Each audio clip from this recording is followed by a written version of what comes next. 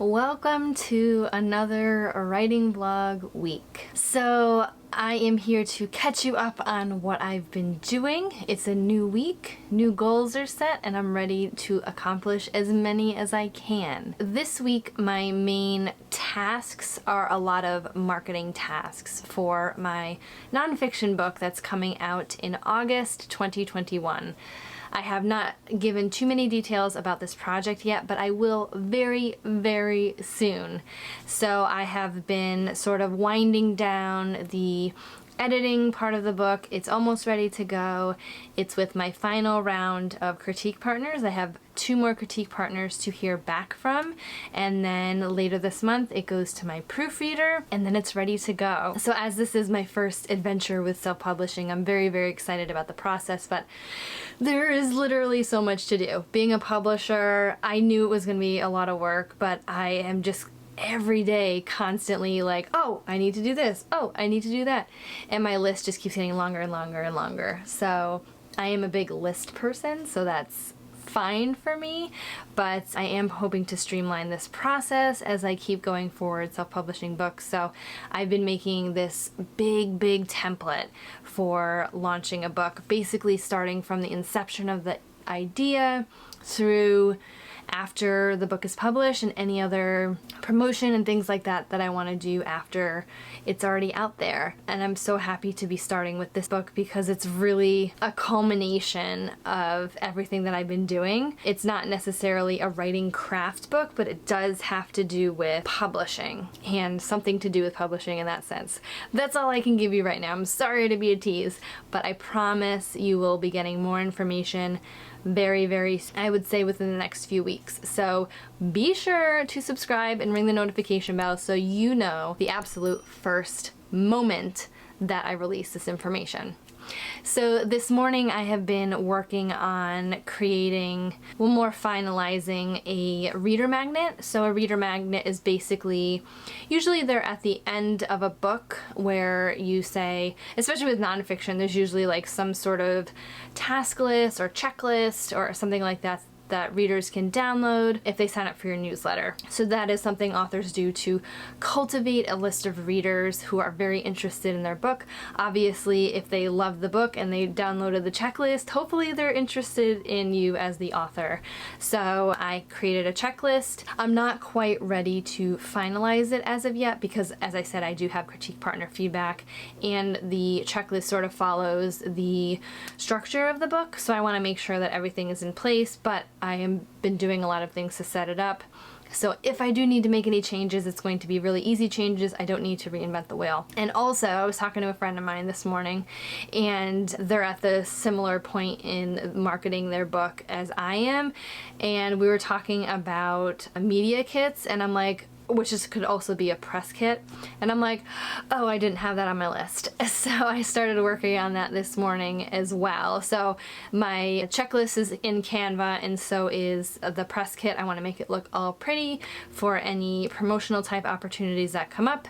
I can just quickly send it to them. It has all the information about the book, all the information about me, my socials, my YouTube channel, my podcast, things like that. So once I create it, it's pretty much done, and then I would just update it with all my books as I keep publishing. So yeah, I'm so overwhelmed with everything, but I'm so excited, and I'm just so excited to reveal the topic of this book and also the cover, and just to put this out in the world, because I really think, at least based on my research with this topic, that it will help a lot of authors, a lot of hopeful, aspiring, published authors, and also authors who have published before.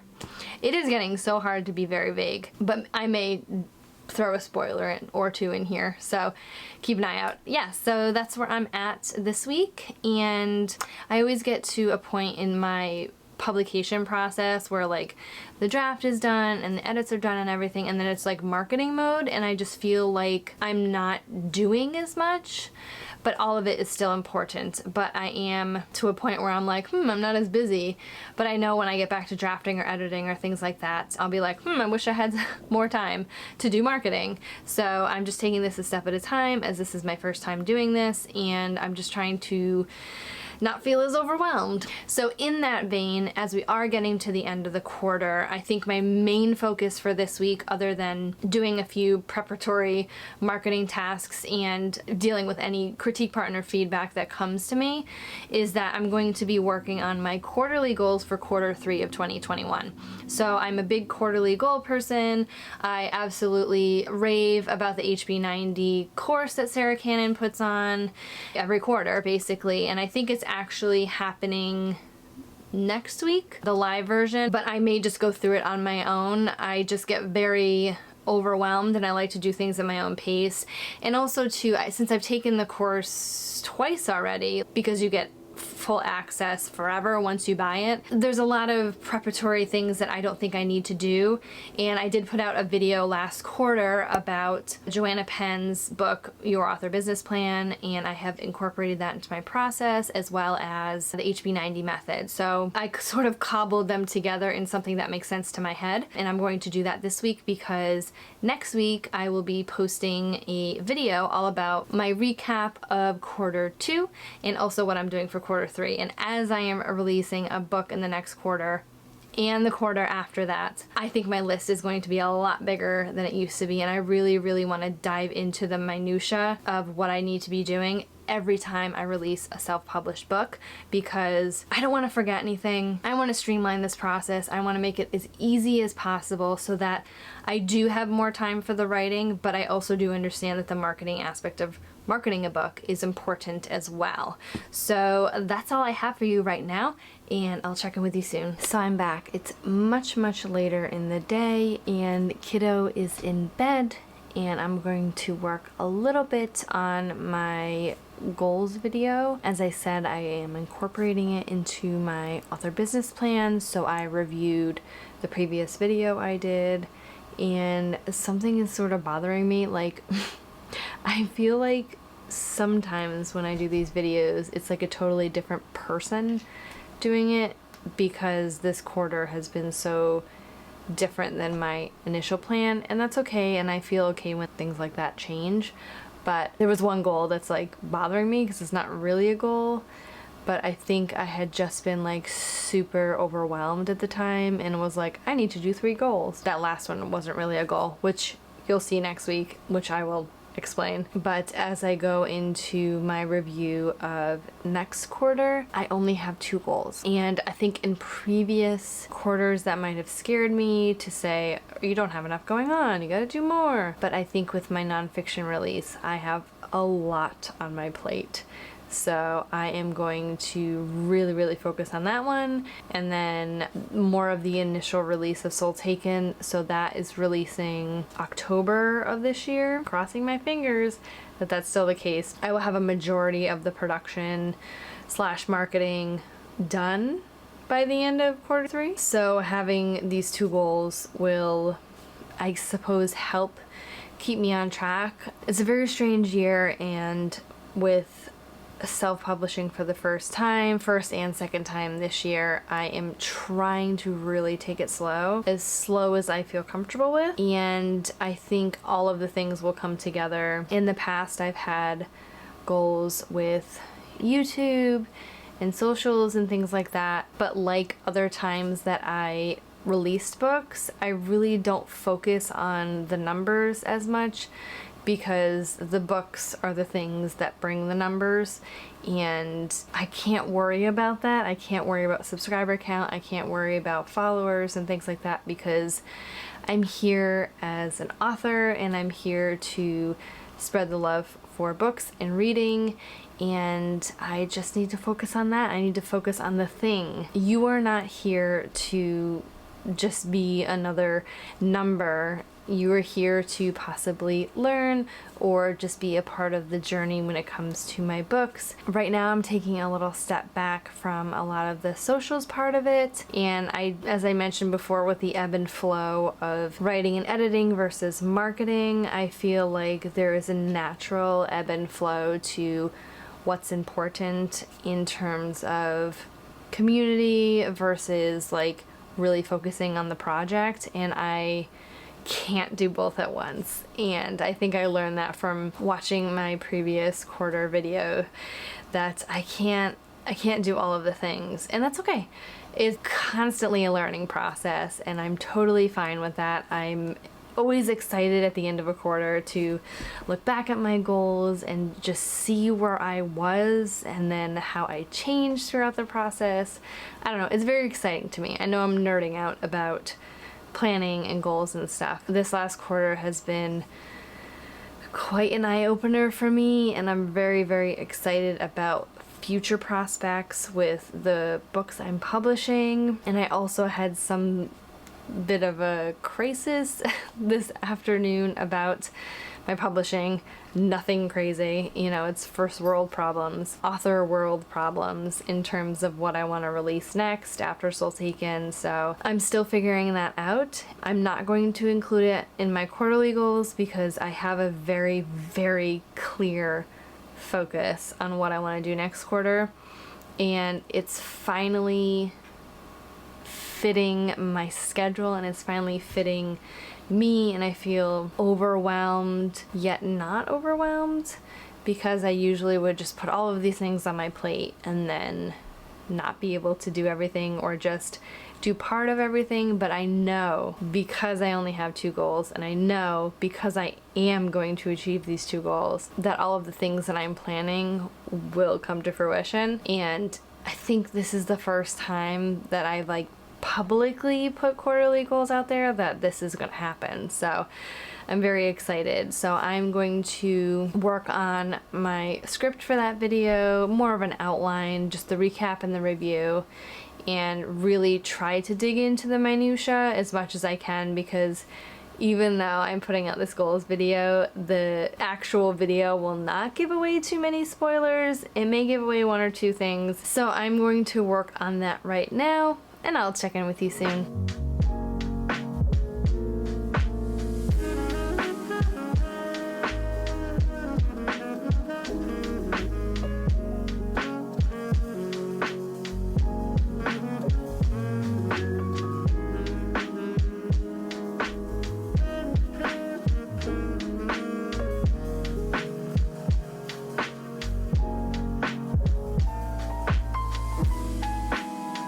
Well, hello. We're back at nighttime again because I just have no time to do anything. So I wanted to catch you up. I filmed a little bit this morning and I wanted to catch you up on a few things. First of all, the elephant in the room and the elephant on my face. I had a sunspot lasered off my face today, so it's probably going to be not great looking for a little bit. They said about 7 to 10 days before it maybe looks normal. So there's nothing wrong, not cancerous, anything like that, but I did want to point that out because in the last clip I did not have that going on. This morning, as you saw in the previous clip, I worked on some critique partner feedback for my nonfiction book. I was so excited to get it back very early from my critique partner, Julie. She had such wonderful things to say about the book, which really gives me a lot of confidence with this book. As it is my first nonfiction, I just go back and forth on who would ever read this book? Who cares? And she's very genuine in her feedback, and obviously there was critical feedback as well, which I always expect. And there were things that I completely agreed with and things that I missed. So that's so awesome. So I ended up sending a revised version to my last critique partner, and hopefully I'll hear back by the end of this week or early next week so that I can get it all ready for my proofread. I can't believe I'm so close to publication, but I can't think about that too much or else I might explode. So that crisis sort of authorly situation that I was discussing last night, I sort of figured it out.